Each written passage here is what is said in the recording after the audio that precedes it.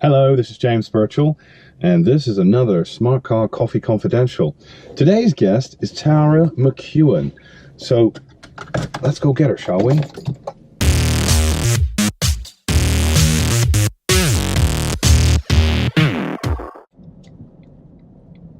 she is.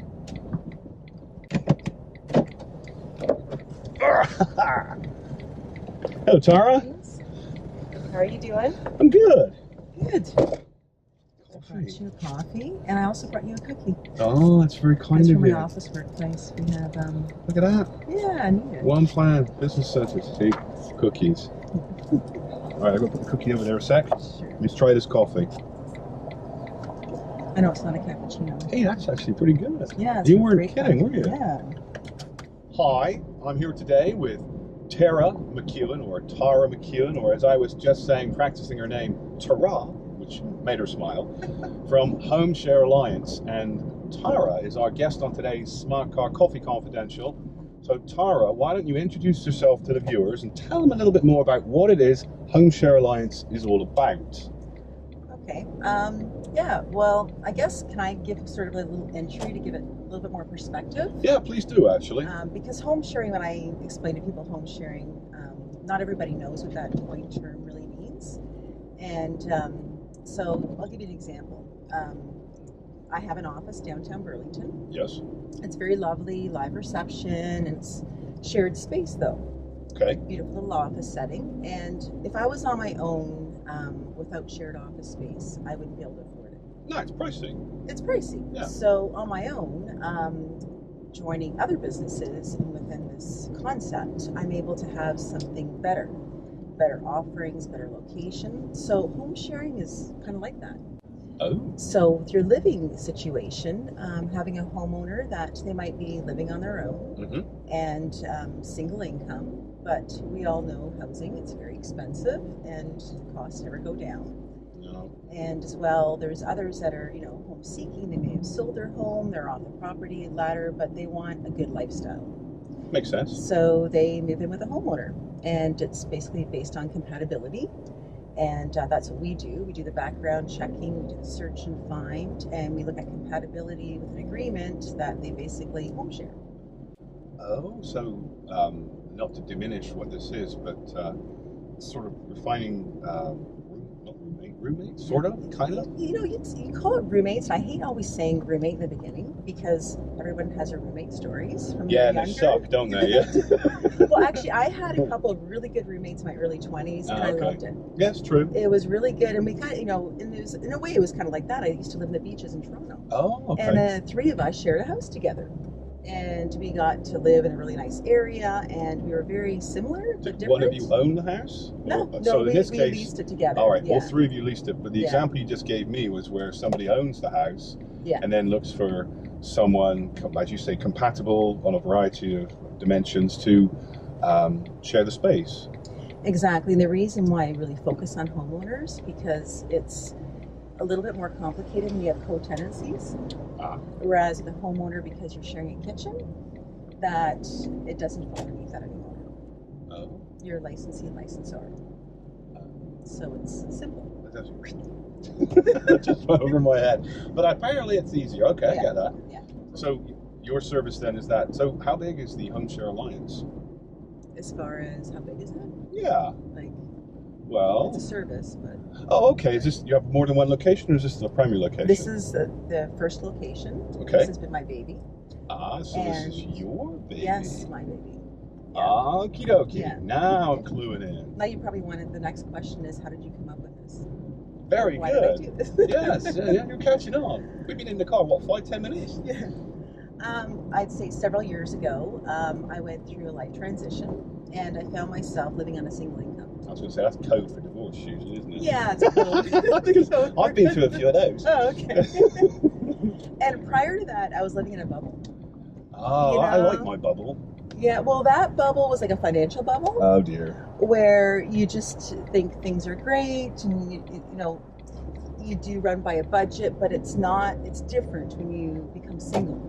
Yeah, the bubble gets a bit smaller usually. Yeah, well then the bubble bursts, and it's like, how do people survive on a single income? It's damn hard. It is hard, and you don't realize that until you experience it, especially midlife. And what Home Share Alliance really, what my mission is to create a positive social impact by looking at a market that they want to maintain their lifestyle. Yes. But they want to look at affordability. They want to look at retirement. They want to really have a balanced life. They don't want to be house poor. No, that sucks. And they don't want to be rent poor. No, unfortunately, there are a lot of single people are living that way. And when you look at the side hustle or having supplemental income as a homeowner, that is their side hustle. It's passive income. Exactly. And then on the other side, if you have someone, let's say, that's renting a basement apartment for $1,500 a month, and they're spending, a lot, they could possibly, they're in that threshold of affordability. But then if they can home share and let's say spend $800-900 a month, they're saving several $100s a month. Significant. And they're putting themselves in a better position. And that's the financial component. But well, there's also social components. Well, I was just going to get to that. You read my mind. Yeah. And you're right in that. And when we talk about the L word, lonely, people don't like saying that word. They don't like to admit that word. And when we say loneliness or we're lonely, a lot, we're so conditioned to say independent, live independently. It's so opposite because we are social creatures. Yeah, we're gregarious. We are. We actually wither if we can't get physical contact. I mean, I'm not talking about obviously intimacy, although that's key. I'm just talking about even being able to be around another person. Shaking hands, for instance, is basic human contact. Yeah.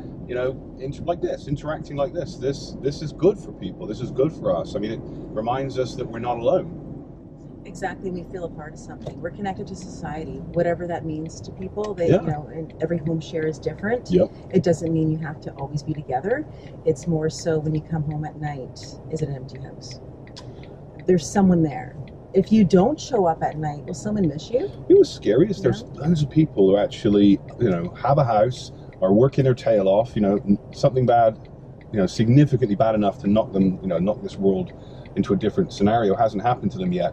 And I think I don't remember what the stats were, but it was a remarkably high number of people who are coming home to an empty home. And it's not because somebody's left them, it's just that's how they are.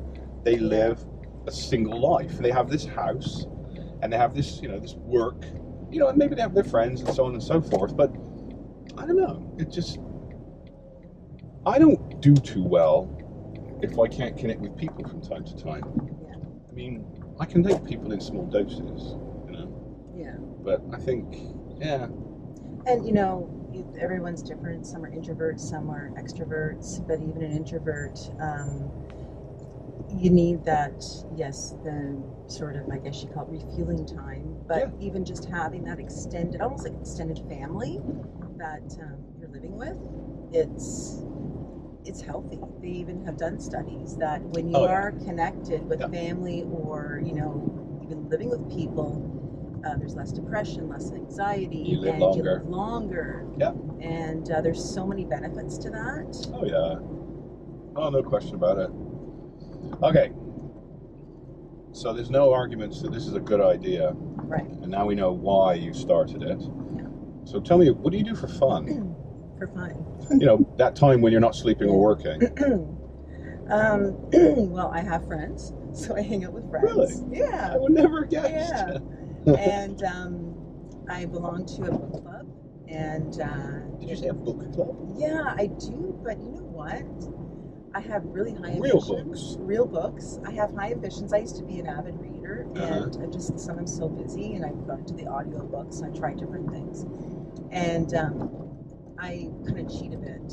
I'll read it because it comes up to the date of the book club meeting, and I'll read like maybe a chapter or two to get the whole synopsis of it. You just did. Yeah, but I enjoy doing stuff like that. I like the connection with that. I just, for fun, I love hiking and just getting outdoors and my family, my children. True, right, of course. Of course. Do you have any pets?